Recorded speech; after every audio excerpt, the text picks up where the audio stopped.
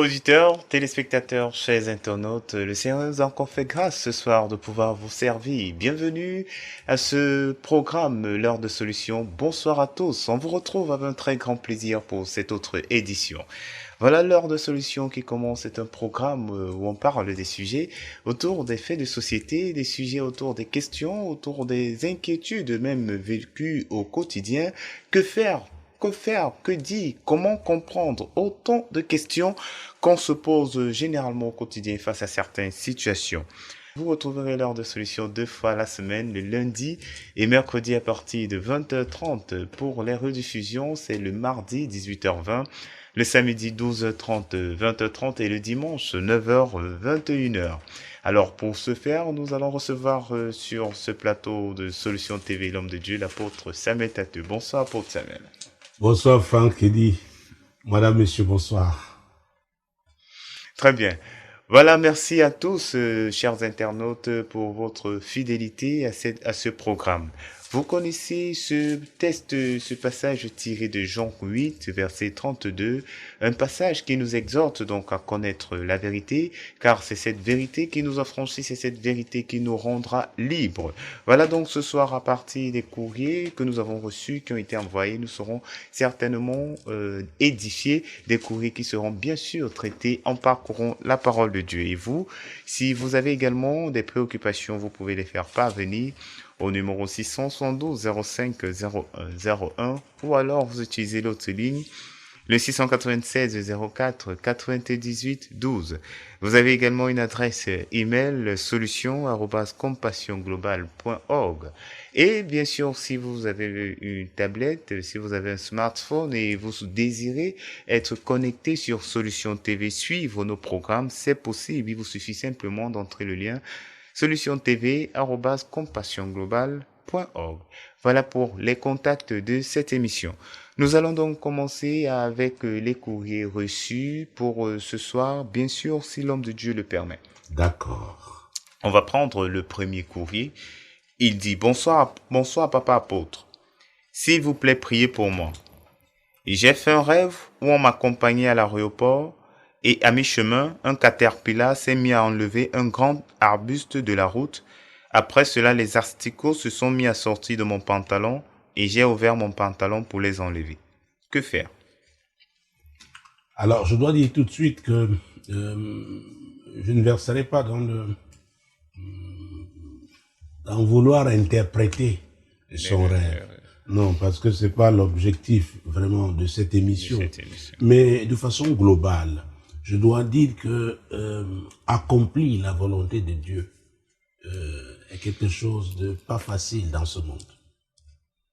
Et quand on prend conscience du fait qu'il y a en face le diable, ses agents qu'on peut retrouver même dans sa propre famille et qui s'évertuent effectivement à frustrer, à retarder, à bloquer, à empêcher la volonté de Dieu, c'est là, n'est-ce pas, qu'on comprend toute la portée du message de l'apôtre Paul tiré d'Éphésiens chapitre 6, verset 12, lorsqu'il nous parlait, n'est-ce pas, la nécessité de faire le combat spirituel. Éphésiens chapitre 6, verset 12. Car nous n'avons pas à lutter contre la chair et le sang, mais contre les dominations, contre les autorités, contre les princes de ce monde de ténèbres, contre les esprits méchants dans les lieux célestes. Oui, oui.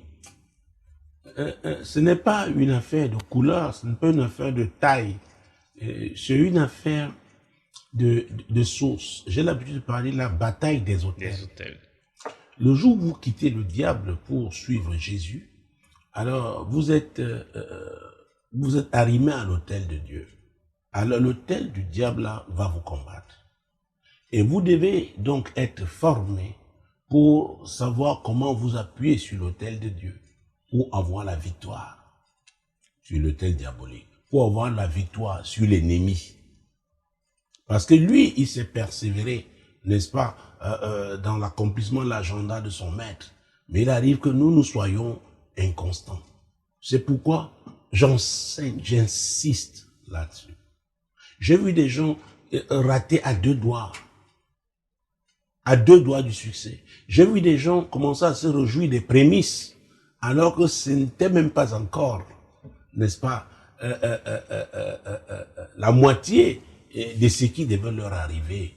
Donc, il est important que nous soyons conditionnés et que nous apprenions à être concentrés pour aller jusqu'au bout. Et pour aller jusqu'au bout, je parlerai du même auteur, l'apôtre Paul, parce qu'il nous parle de lui-même. Et cette fois-là, c'est dans 2 Timothée. Et je pense que sa relation avec son enfant légitime dans la foi, n'est-ce pas, et les conseils qu'il a eu à lui donner, illustrent bien l'exemple qui doit être le nôtre. Nous sommes dans 2 Timothée, chapitre 4, verset 7. J'ai combattu le bon combat. J'ai achevé la course, j'ai gardé la foi. Avant de le dire, au verset 6, il va dire... Car pour moi, je sais déjà de libation et le moment de mon départ approche. Alors, voilà quelqu'un qui a accepté le plan de Dieu pour sa vie, qui était contraire, n'est-ce pas, à la voie qui était la sienne. Il était engagé dans la religion de ses pères, avec un zèle atypique. Mais quand Dieu lui a révélé son fils Jésus, il n'a pas hésité. Il a suivi le Seigneur. Il a souffert. Et il parle donc, oh mon Dieu, mon roi, s'adressant à Timothée, il dit, pour moi, je sais déjà de libation. Et le moment de mon départ approche.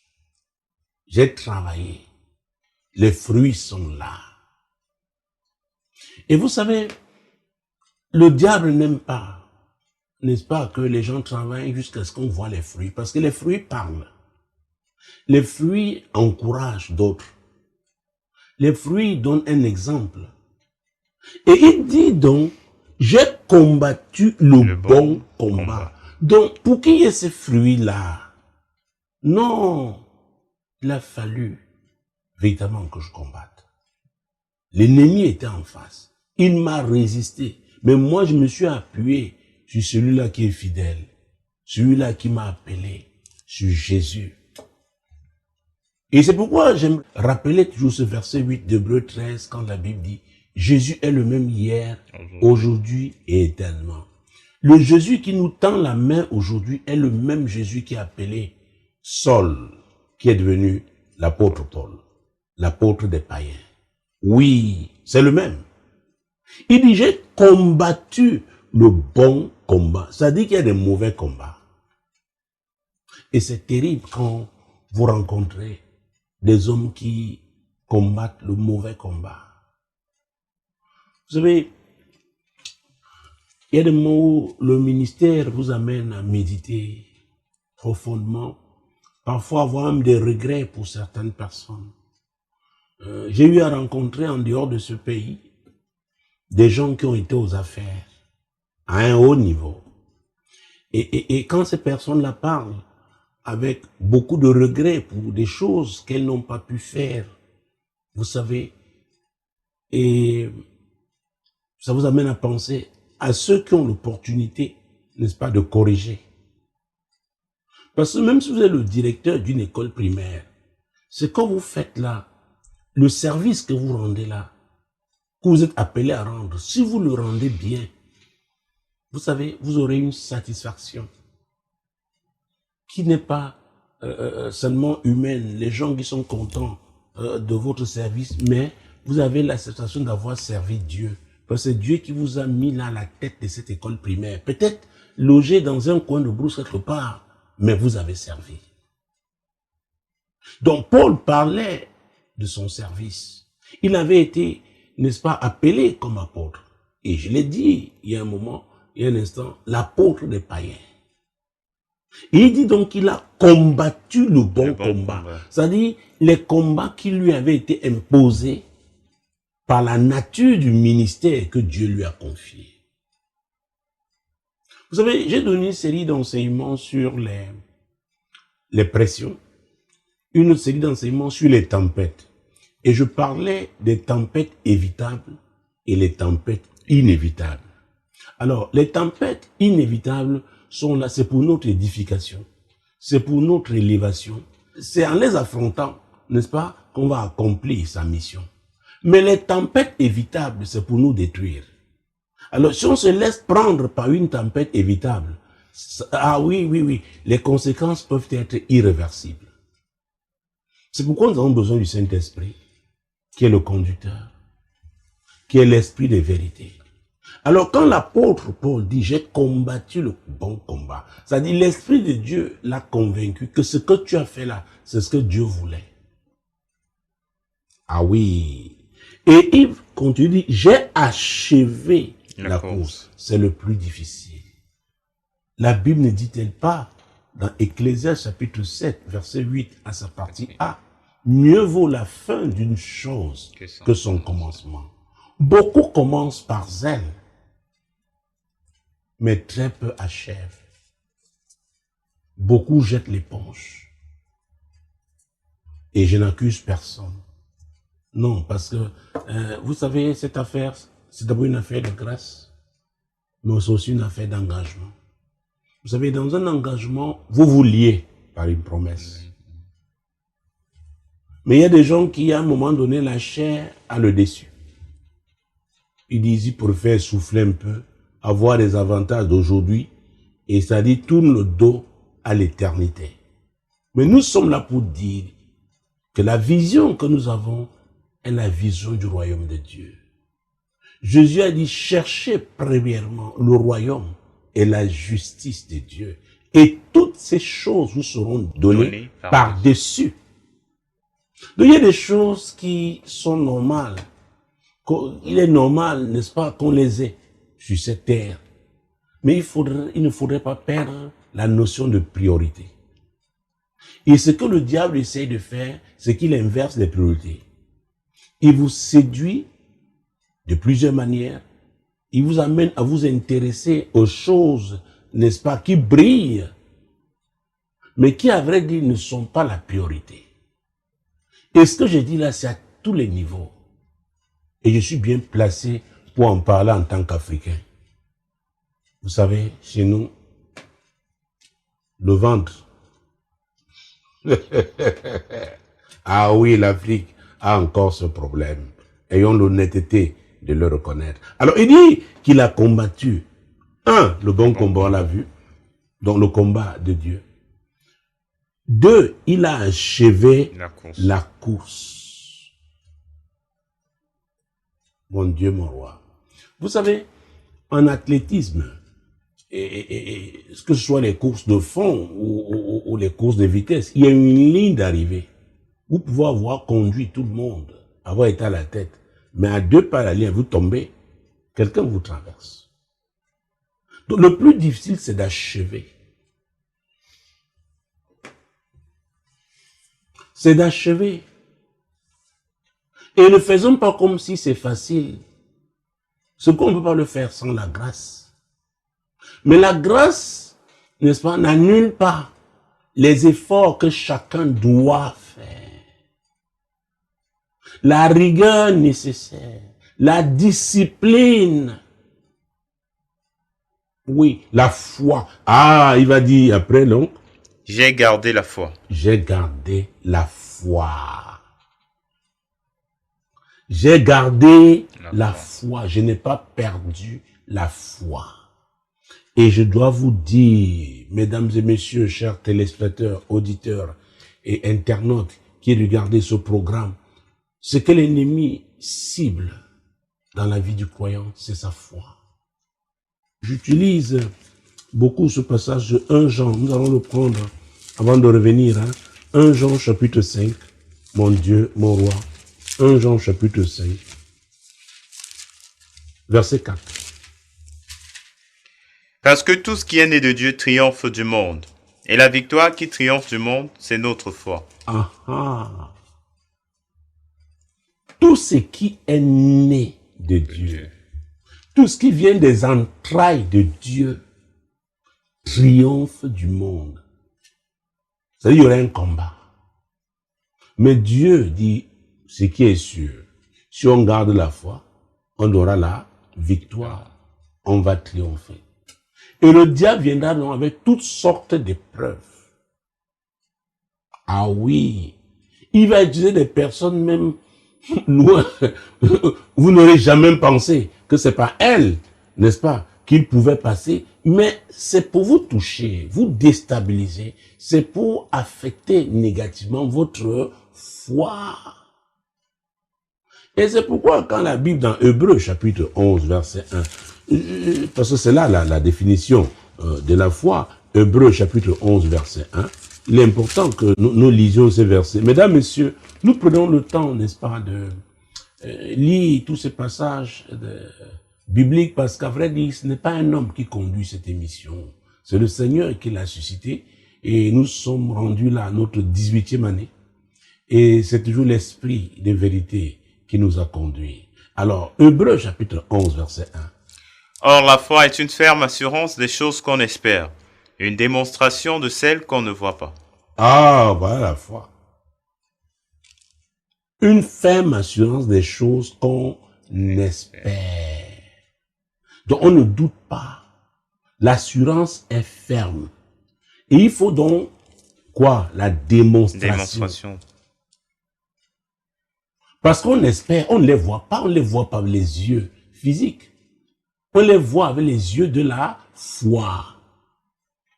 Oh, Jésus-Christ de Nazareth. Et verset 2.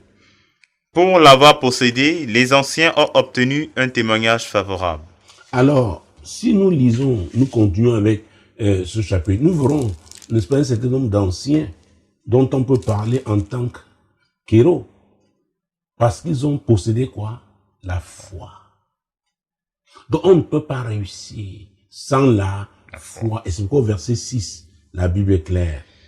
Or, sans la foi, il est impossible de lui être agréable.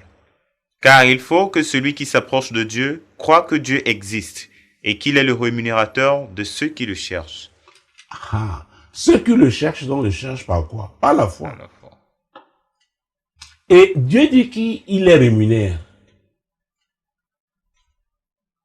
Donc on ne travaille pas avec Dieu en vain. Il y aura une rémunération qui est une rémunération divine. Mais il faut aussi savoir qu'en face, le diable aussi rémunère les siens. Ah oui, c'est pourquoi le diable donne, mais il ne peut pas bénir. La Bible déclare que ce sont les bénédictions de l'Éternel qui enrichissent. Elles ne sont pas assorties de chagrin. C'est très important de le savoir. Alors, notre auditeur ou alors téléspectateur qui a écrit ou internaute, il est en train d'aller à l'aéroport. Pour lui, c'est une bonne chose. Moi aussi, je pense. Mais il voit un caterpillar, il voit un certain nombre de choses. J'ai dit que je n'interprétais pas son courrier, mais je voulais tout simplement mettre en exergue le fait qu'il y a des résistances, n'est-ce pas? Le fait que on doit affronter ces résistances au nom de Jésus. Le fait qu'il faut combattre, n'est-ce pas? Comme l'apôtre Paul l'a dit dans Éphésiens 6, verset 12, que nous avons lu. Et d'ailleurs, dans Somme, Somme 82, verset 6, la Bible dit, j'avais dit que vous êtes des dieux, mon Dieu, mon roi, mon Dieu, mon Dieu. Et c'est très important de le savoir. Somme 82, verset 6. J'avais dit, vous êtes des dieux, vous êtes tous des fils du Très-Haut. Oui, la suite. Cependant, vous mourrez comme des hommes, vous tomberez comme un prince quelconque. Les fils du Très-Haut marchent par la foi. J'avais dit que vous êtes des dieux. Vous voyez, c'est avec petit d, n'est-ce pas? Oui. L'homme a été créé à l'image et selon la ressemblance de Dieu. Dieu lui-même opère par la foi. Alors, il dit, j'avais dit que vous êtes des dieux, vous tous, les fils du Très-Haut. Mais cependant, oh mon Dieu, lisons ça. Cependant, vous mourrez comme des hommes. Vous perdez la foi et maintenant vous devenez des hommes ordinaires. Il y a des pressions dans la vie qui vous font perdre la foi. Le diable attaque votre foi et vous jetez l'éponge. Mon Dieu, mon Dieu, mon Dieu. C'est pourquoi l'apôtre Paul a dit, vous avez beau être pieux, vous avez beau gêner, vous avez beau payer votre dîme, mon Dieu, mon roi, vous avez beau réciter tous les passages bibliques, mais ne l'oubliez pas, nous n'avons pas lutté contre la chair et le sang. Nous luttons contre les dominations, les autorités, les princes de ce monde des ténèbres, les esprits méchants dans les lieux célestes. Donc le combat est comment? Spirituel. Alors, je sais que dans beaucoup de milieux, on a fait croire aux gens qu'en payant la dîme, en donnant les offrandes, en chantant, nous avons, c'est vrai, Dieu siège au milieu parmi les louanges de son peuple. Il y a un temps pour ça. Il y a un temps pour l'adoration. Il y a le monde, et c'est pourquoi il faut être conduit par l'Esprit de Dieu. Et moi, vous voulez prier, Dieu dit, adore-moi tout simplement. Il sait pourquoi. Le Saint-Esprit qui vous pousse à cela. Et il y a une forme de combat qu'on fait par la louange. Il y a des louanges prophétiques dans le combat spirituel. Vous comprenez? Mais c'est pourquoi je refuse d'enfermer les gens, n'est-ce pas, dans une boîte. Vous dites, vous avez tel problème, c'est que vous avez prié, vous avez des... Non, non. Nous devons enseigner aux gens comment développer leur relation avec Dieu. Et devenir donc hypersensible à l'Esprit de Dieu et prompt à lui obéir. C'est très important. Et là, ça fait la différence. Ça fait la différence. Et vous pouvez entendre la voix de Dieu. Il y a une situation, Dieu dit, hey, non. Ne prie pas là. Lève-toi, marche. Ça peut être une famille qui dit, va dans ta cuisine. Prie dans ta cuisine. Je dis, mais pourquoi à 2 heures du matin, Dieu me demande d'aller prier dans ma cuisine? Dieu sait pourquoi. C'est pourquoi nous sommes conduits par l'Esprit de Dieu. Donc les fils de Dieu sont conduits par l'Esprit de Dieu. J'ai l'habitude de dire que tout ce que nous faisons là, le ministère, ça nous dépasse, ce n'est pas à notre niveau. Et c'est pourquoi dans le livre de Zacharie, la Bible déclare que ce n'est ni par la puissance, ni par la force, mais c'est par mon esprit, dit l'Éternel des armées. Vous voyez? Et quand il se présente comme l'Éternel des armées, ça dit il y a combat. Donc c'est pas votre connaissance théologique. Non. On doit être à l'écoute du Saint-Esprit. C'est très, très important. Donc Paul dit, j'ai combattu le bon combat. J'ai achevé la course. Donc ce courrier me permet donc de m'adresser à ces nombreux téléspectateurs, auditeurs et internautes à travers le monde, pour qu'ils comprennent que quel que soit ce que Dieu les a appelés à faire, ça ne se passera pas comme ça facilement. Il y aura des résistances. Mais il faudra les affronter au nom de Jésus. On doit persévérer. Nous avons lu 1 Jean 5, verset 4, comment tout ce qui est né de Dieu triomphe du monde. Et nous triomphons par quoi? Par la foi. Donc, c'est notre foi que nous devons protéger. Donc, chaque fois que nous sommes attaqués, chaque fois que nous sommes en train, nous nous sentons affaiblis, nous devons, c'est un signal que notre foi est attaquée. Donc, il faut la ranimer. C'est pourquoi je parle aussi des connexions divines. Je parle, vous savez, parfois, Dieu peut vous pousser à appeler un frère dans la foi, une sœur dans la foi. Il sait qu'il passe par un moment difficile. Votre appel va le fortifier. Il peut vous demander, prie pour tel. Et nous avons la grâce. Ah oui, parce que ça fait partie des prières. Les prières en langue. Quand nous prions, notre intelligence est stérile. Mais c'est l'Esprit de Dieu qui prie. Il sait quoi toucher en ce moment-là. Oh mon Dieu, Jésus-Christ de Nazareth. Je ne sais pas pourquoi, je ne peux même pas savoir. C'est l'Esprit de Dieu qui conduit ce programme. Laissons-le faire parce que, vous savez, nous, Jésus-Christ de Nazareth, nous étions dans Éphésiens chapitre 6 tout à l'heure, n'est-ce pas? Oui, tout à fait. Nous avons lu le verset 12, n'est-ce pas? Oui. Très bien. Alors on aurait pu prendre toutes les armes avec lesquelles nous devons combattre, mais allons au verset 18. Faites en tout temps par l'Esprit toutes sortes de prières et de supplications. Veillez à cela avec une entière persévérance et priez pour tous les saints. Faites en tout temps par l'Esprit. Donc c'est bien de prier en intelligence, mais il faut prier aussi en esprit. L'Esprit n'échoue pas. La Bible déclare que l'Esprit sonde même les profondeurs de Dieu, et ça c'est puissant. Je me souviens de l'histoire d'un homme de Dieu au Ghana, une nuit, il veut s'endormir, l'esprit de Dieu dit, prie, prie, prie, prie. Il prie, puis après il se met à prier en langue. Il avait un fils aux États-Unis et leur immeuble avait pris feu. Ça, c'est une histoire qui date de très longtemps. Et quand il a commencé à prier comme ça, Dieu a commencé à intervenir. Le feu s'est arrêté.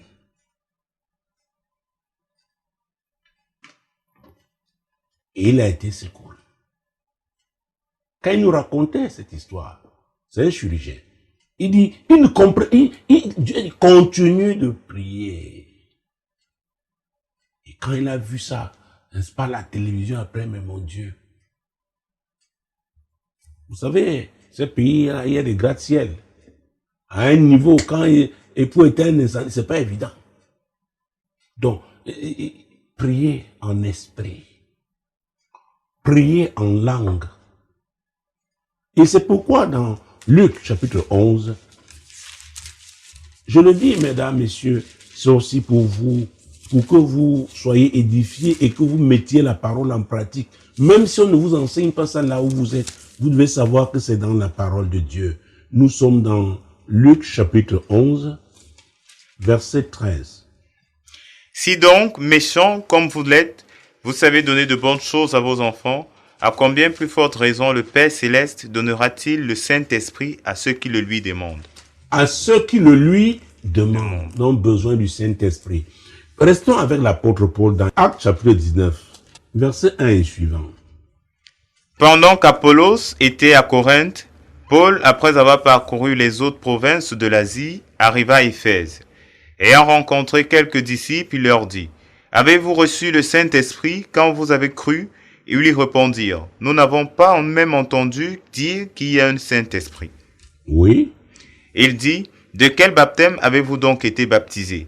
Et ils lui répondirent, « Du baptême de Jean. » Alors Paul dit, « Jean a baptisé du baptême de repentance, disant au peuple de croire en celui qui venait après lui, c'est-à-dire en Jésus. » Sur ces paroles, ils furent baptisés au nom du Seigneur Jésus. Lorsque Paul leur eut imposé les mains, le Saint-Esprit vint sur eux et ils parlaient en langue et prophétisaient. Ah. Et c'est à Éphèse là, Paul y a passé 3 années. C'est là-bas qu'il leur a enseigné le combat spirituel.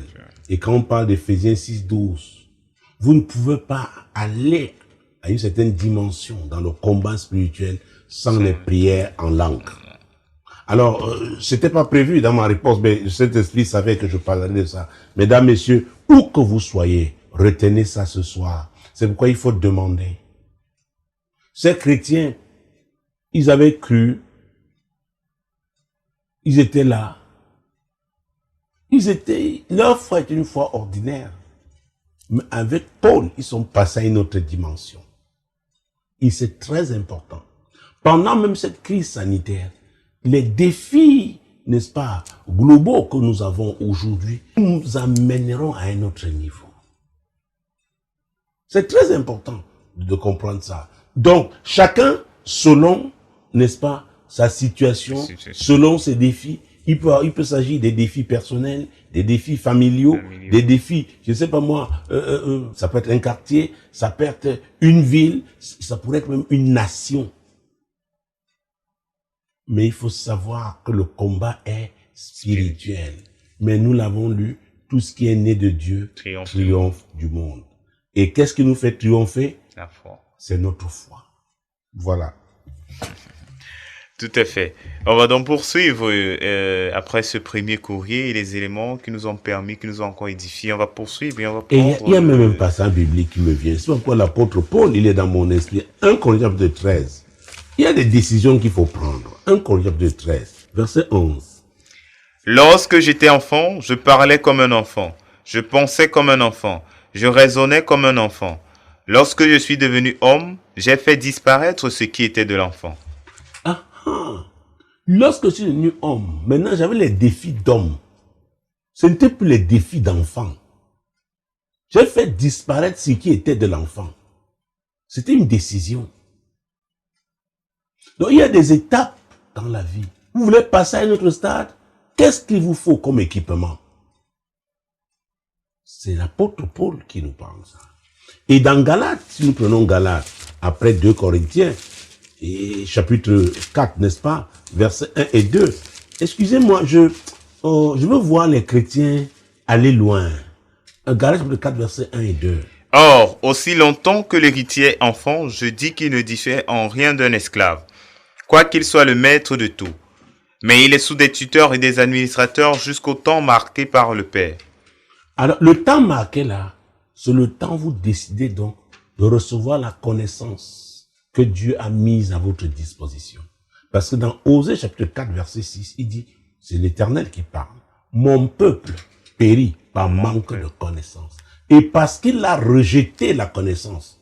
Ça ne veut pas dire que la connaissance n'existait pas. La connaissance était là, mais le peuple ne s'est pas intéressé à la connaissance. La connaissance est puissante. C'est pour vous voyez des gens aller dans des sociétés secrètes, aller dans les milieux diaboliques, parce qu'ils disent qu'ils vont chercher la connaissance. Or, elle est là dans la parole de Dieu.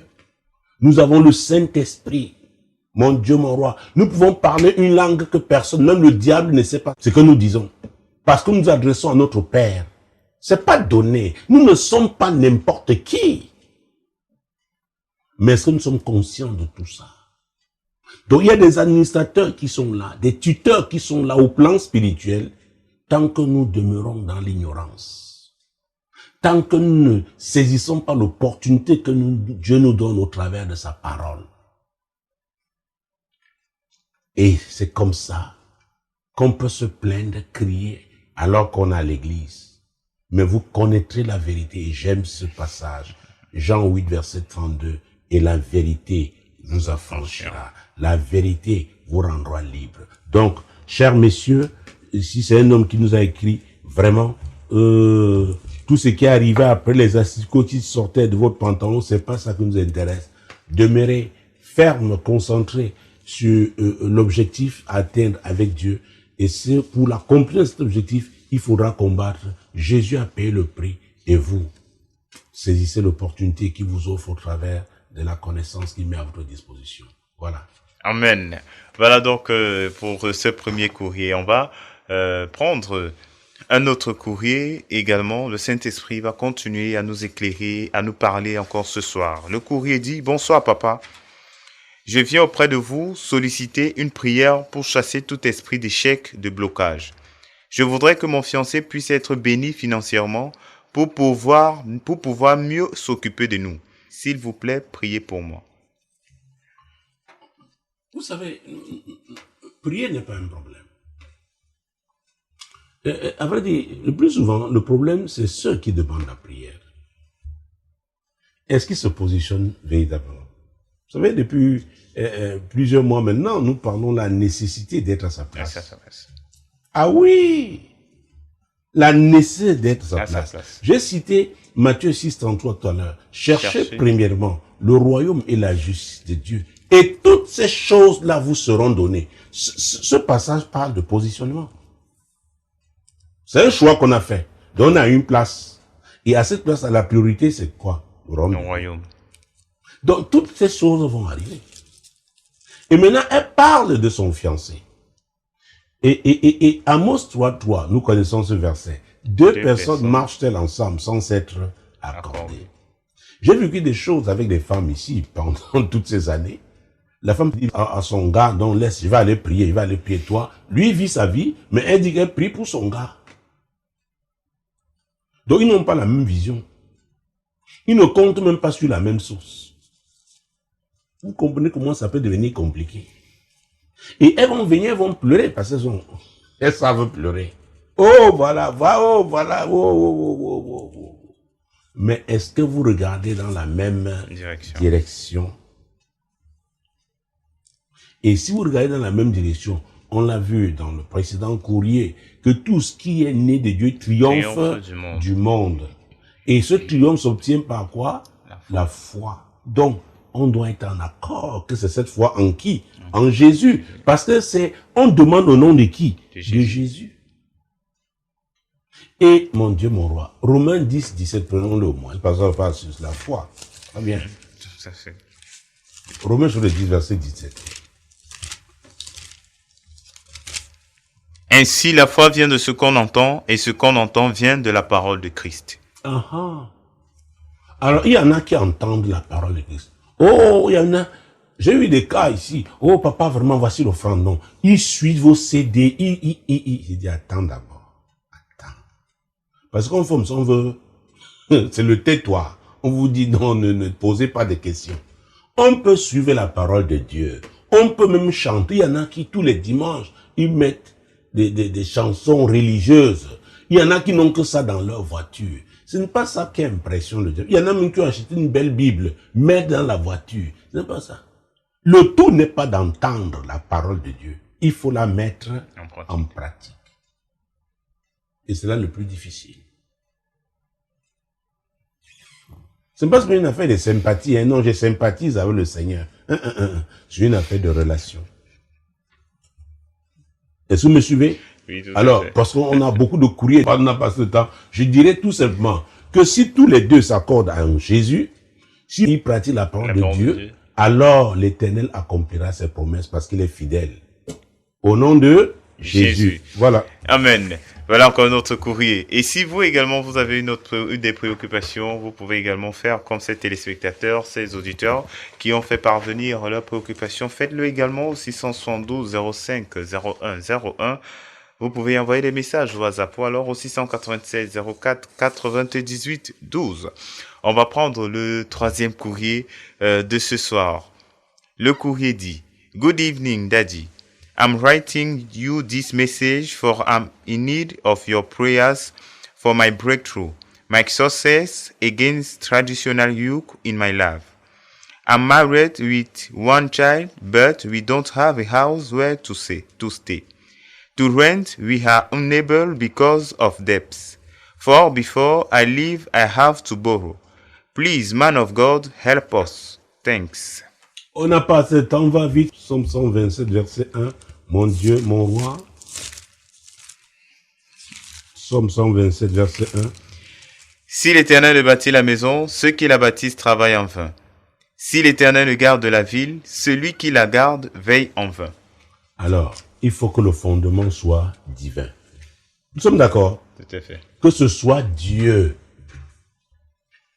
Quand je parle de vision là, c'est Dieu. Donc, il vous met ensemble dans le cadre du mariage. Parce que il y aura toujours les défis tant que nous sommes sur cette terre. Mais il faudrait que le départ là soit Dieu.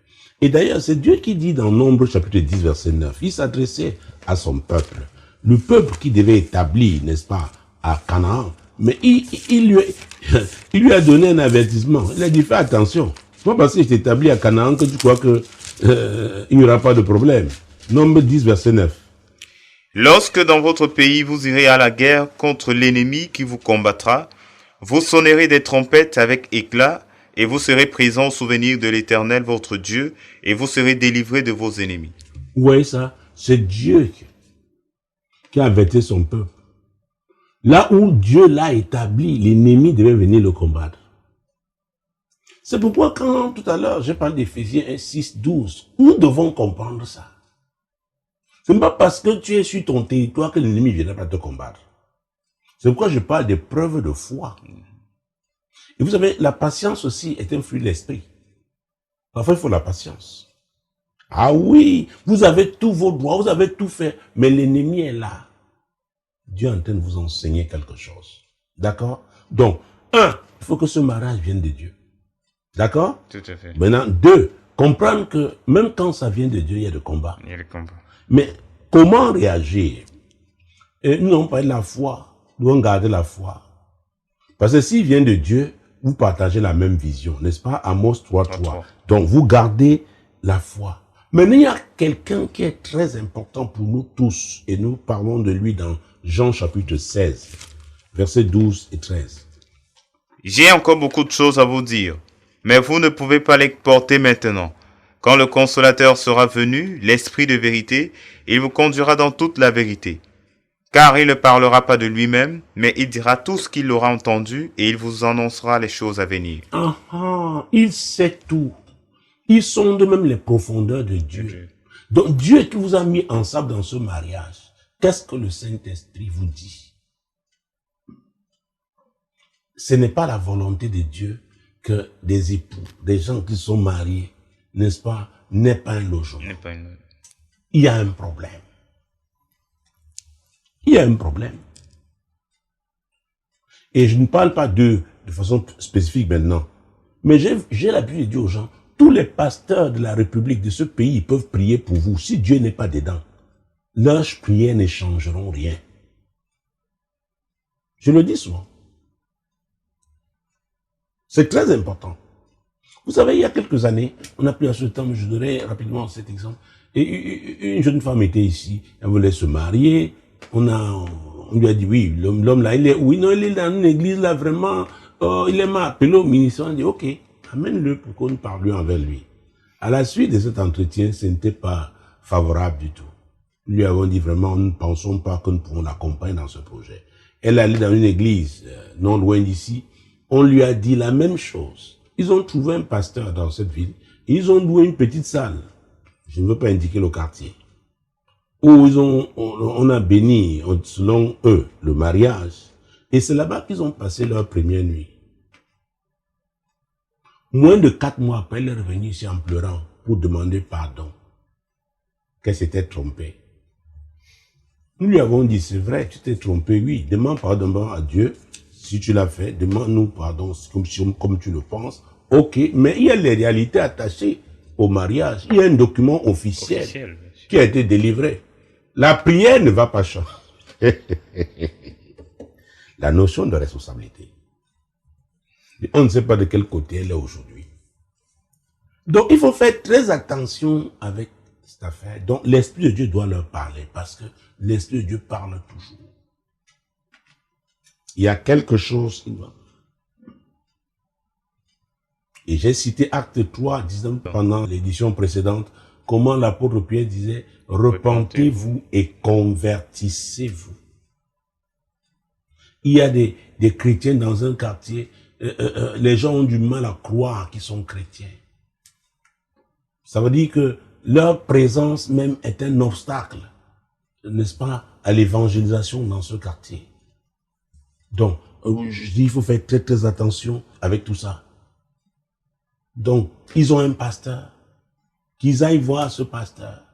Il va se pencher véritablement sur leur situation.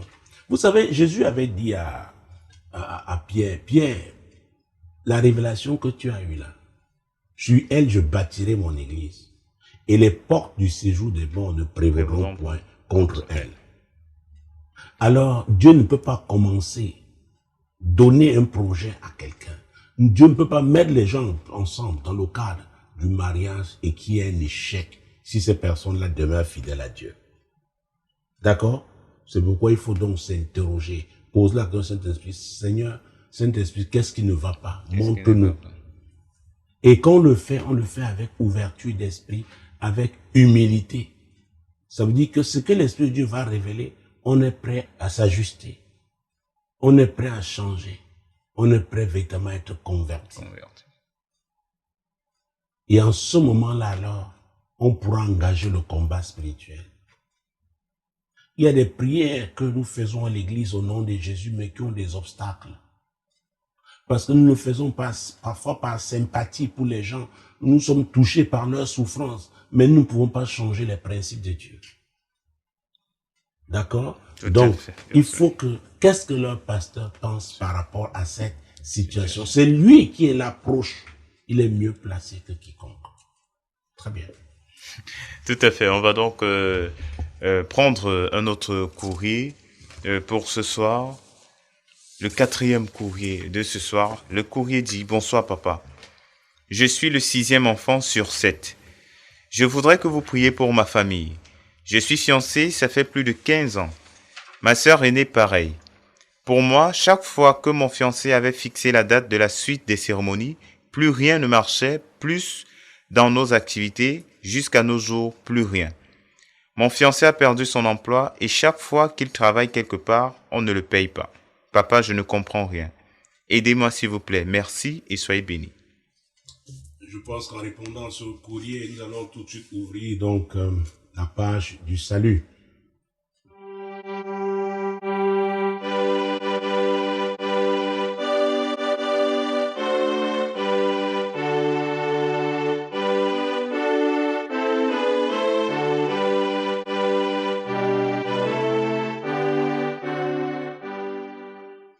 Très bien. Parce que ça va prendre bientôt la fin. Les fiançailles qui durent 15 ans quand même, c'est étonnant, non? C'est trop. C'est étonnant. Les fiançailles qui peuvent durer 15 ans, ça dit ils mènent leur vie. Ils vivent leur vie. Maintenant, ils veulent les prières. Ils vivent depuis ensemble. Donc, ils sont sous une condamnation. Leur vie de péché n'a fait que renforcer la condamnation. Ils ne peuvent pas s'en sortir. Vous voyez qu'il y a un lien avec ce que je venais de dire. Hein? Tout à fait, bien sûr. Il y a un lien. Et c'est pourquoi, je le disais il n'y a pas longtemps, qu'il y a 2 versets de la Bible, hein, notamment de l'évangile de Matthieu au chapitre 11, qu'on a l'habitude de citer, mais beaucoup l'utilisent seulement dans l'évangélisation. Non. Ça concerne même certaines personnes qui sont à l'église. Matthieu 11, verset 28 et 29. Venez à moi, vous tous qui êtes fatigués et chargés, et je vous donnerai du repos. Prenez mon joug sur vous et recevez mes instructions, car je suis doux et humble de cœur, et vous trouverez du repos pour vos âmes. Vous êtes débrouillés depuis 15 ans de concubinage. Ça n'a pas changé. En lisant la Bible, peut-être en la récitant même. Maintenant, je dis, venez. Venez. Vous avez essayé de contourner, ça n'a pas marché. Venez. Parce que dans Josué chapitre 6, verset 1, la Bible déclare que Jéricho était fermé et barricadé devant le peuple d'Israël, qui était le peuple de Dieu, qui avait entrepris la marche vers Canaan. Et traverser Jéricho était une étape cruciale. Ok? Oui. Donc même quand on est en règle avec Dieu, il y a des obstacles. A fortiori, quand alors on a mis la parole de Dieu de côté. Vous voyez que ce passage d'Acte 3, 19 a toute sa place. Pierre disait, repentez-vous et convertissez-vous. C'est très important. Ah oui. Parce qu'imaginez-vous, peut-être ils chantent dans leur maison là, ils chantent les louanges du Seigneur et tout. Les gens qui les connaissent savent que mais ces gens vivent comme s'ils ne sont pas mariés. C'est qu'un genre... Écoutez, dans cette ville, un de mes assistants une fois a reçu un ancien d'église qui est ancien depuis plus de 10 ans, mais il vit en union libre. Là-bas, c'est comme ça. Et il crie la puissance de Dieu et tout et tout. Il y a des choses qui chacun sait comment Dieu l'a appelé. C'est pourquoi dans mon livre Source de malheur, j'insiste au 2e chapitre sur la nécessité de rechercher la cause. Et le Saint-Esprit révèle toujours la cause. Alors, si vous êtes dans un endroit où on vous fait croire qu'on peut mélanger les traditions contraires à la parole de Dieu, les mélanger, être à l'église et que vous croyez, continuez de croire et vivez votre vie assumée. Nous ici, je ne peux pas compter combien de fois nous avons aidé les gens à sortir de cette situation. Ils ont pu établir leur acte de mariage et on les a aidés après, nous a encadrés pour qu'ils fassent la dot. Parce qu'il y a des cas difficiles. Il y a même des cas, l'argent, la dot est à la banque. J'ai dit garder. Mais la famille crée des faux problèmes. J'ai dit, ok, comme c'est comme ça, mariez-vous. Pour qu'au moins aux yeux de la loi, vous soyez correct. Et Dieu sait que l'argent est là à la banque. Donc ce n'est pas à vous la faute. Et maintenant on peut se tenir et prier. Oui. On a eu des gens qui ont caché aux gens. Ils se sont passés pour des gens mariés alors qu'ils ne l'étaient pas. Dans cette ville, pasteur même, un pasteur, il vivait en union libre. On croyait qu'il était marié. C'est pourquoi il vous dit que les titres là ne veulent rien dire.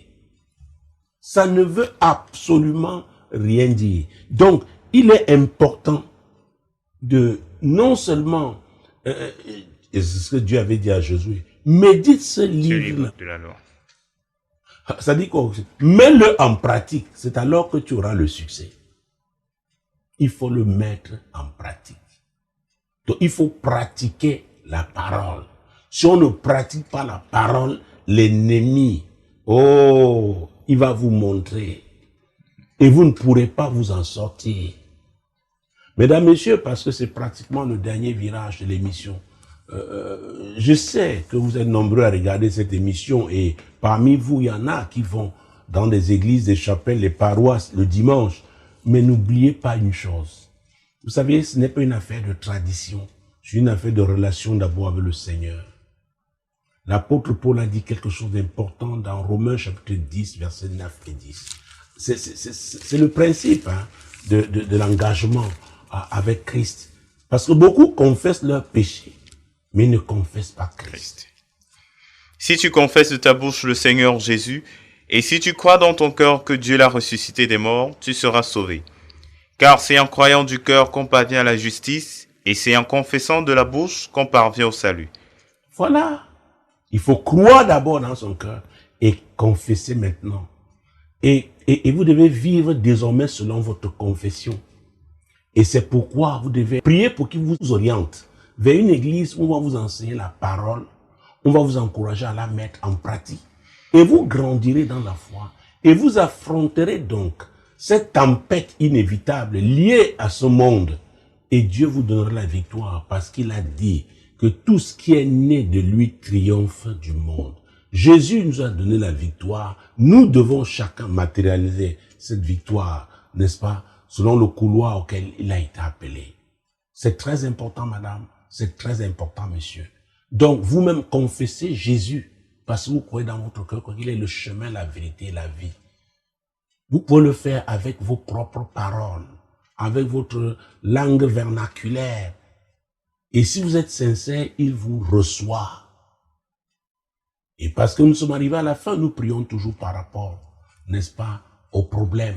Vous-même présentez votre situation au Seigneur. Ça peut être une maladie. Ça peut être une difficulté professionnelle. Ça peut être un de vos proches qui est touché. Vous pouvez être troublé. Peut-être c'est une orientation que vous voulez. Parlez au Seigneur. Moi, je ne ferai que des déclarations de foi parce que je n'ai aucun pouvoir. C'est Jésus qui guérit. C'est lui qui délivre. C'est lui qui restaure. C'est lui qui est la solution. Oui. Donc, allez-y. Présentez votre situation au Seigneur. Parce que vous croyez qu'il est le même hier, aujourd'hui et éternellement. Seigneur, je te rends grâce pour le privilège qui est le mien d'être à ton service. Seigneur, parce que ta parole est vérité, parce que tu es le même hier, aujourd'hui, éternellement. Je déclare que quiconque déploie sa foi en ce moment, Seigneur, pour recevoir de toi la solution à son problème, je déclare que tu honores sa foi au nom de Jésus. C'est pourquoi je proclame la guérison des malades. Je proclame la délivrance des captifs. Ce Jéricho qui était là, les portes de Jéricho qui étaient fermées devant cet homme, devant cette femme, qui t'a confessé aujourd'hui comme sauveur, comme Seigneur, qui croit que sans toi il ne peut pas réussir. Je déclare que ces portes sont ouvertes au nom puissant de Jésus-Christ. Quiconque était ciblé par l'ennemi pour être frappé, je déclare que tu annules ce programme au nom puissant de Jésus. Il y en a qui étaient troublés. Jésus, tu es le prince de paix. Tu leur accordes la paix ce soir au nom puissant de Jésus. Il y en a qui étaient sous une condamnation. J'invoque ton sang, le sang de la nouvelle alliance. Le plus grand sang, le plus grand sacrifice pour annuler les sacrifices sataniques qui ont été faits pour les condamner au nom de Jésus. Il y en a, on a prononcé les paroles de malédiction sur leur vie. Parce qu'ils t'ont choisi aujourd'hui. Au nom de Jésus, j'annule ces paroles de malédiction et je les déclare bénis au nom de Jésus. Je déclare que leur voie est ouverte au nom de Jésus. Seigneur, il y en a qui as prévu qu'ils voyageront et on a bloqué leur voyage. Seigneur, je libère leur voie aujourd'hui au nom de Jésus-Christ. Il y en a qui devaient déjà être mariés. Seigneur, on a bloqué leur mariage parce qu'ils t'ont choisi. Et je déclare au nom de Jésus que les portes de leur mariage s'ouvrent au nom puissant de Jésus. Recevez votre miracle. Recevez votre guérison. Oui, c'est Jésus qui agit. Il est le même hier, aujourd'hui et éternellement. Continuez de le louer pour ce qu'il est en train de faire alors que nous sommes arrivés au terme de cette émission. Demeurez bénis. Shalom. Quand il descend s'arrête, il y a transfert entre ciel et terre. Quand il descend, l'atmosphère change, il y a transfert entre ciel. Quand il descend, oui, tout s'arrête, il y a transfert entre ciel et terre. Quand il descend, l'atmosphère change, il y a transfert entre ciel et terre. Quand il descend, oui, tout s'arrête.